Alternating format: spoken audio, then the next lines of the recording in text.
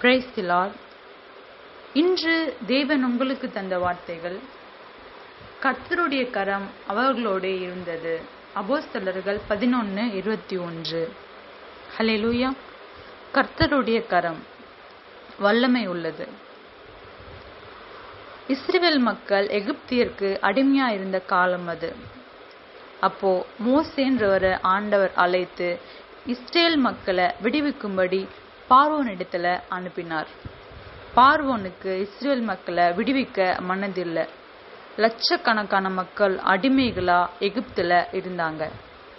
அந்த மக்களை அடிமைப்படுத்தி அநேக துன்பப்படுத்தி வேதனையோட வேலை வாங்கி கொண்டிருந்தாங்க.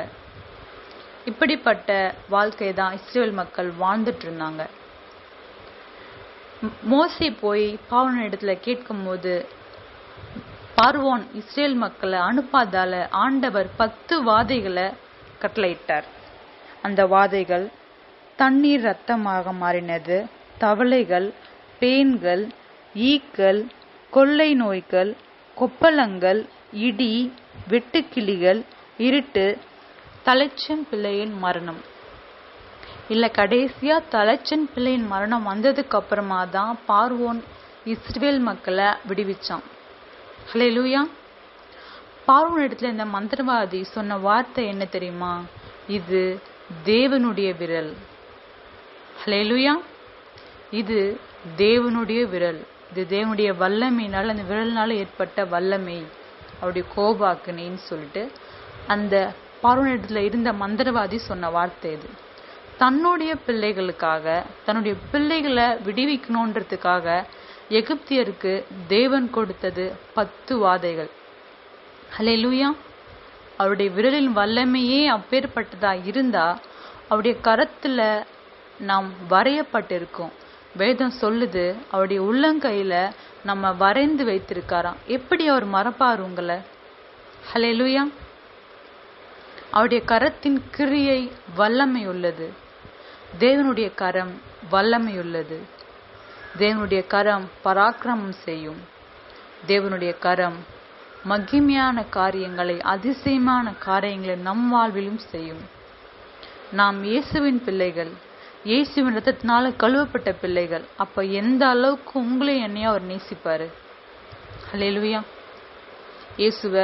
இயேசுவே எனக்கு உதவி செய்யுங்க மனதார கேட்கிற ஒவ்வொருத்தரையும் தேவன் நேசிக்கிறார்.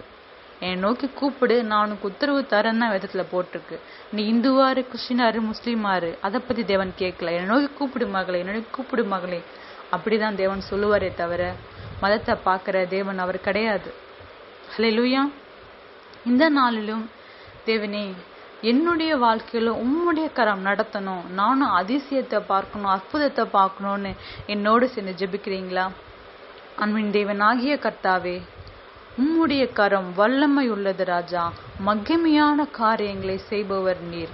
உம்முடைய பிள்ளைகளுக்காக நீர் யாவையும் செய்து முடிக்க வல்லவராய் இருக்கிறீர். இந்த நாளிலும் யார் யாரெல்லாம் என் வாழ்க்கையில் அற்புதம் நடக்கணும், அதிசயம் நடக்கணும், உம்முடைய கரத்தின் கிரியை நான் பார்க்கணும்னு வாஞ்சியோட கேட்கிறார்களோ அவர்கள் வாழ்வில் அற்புதமும் அதிசயமும் நடத்தும் சுவாமி.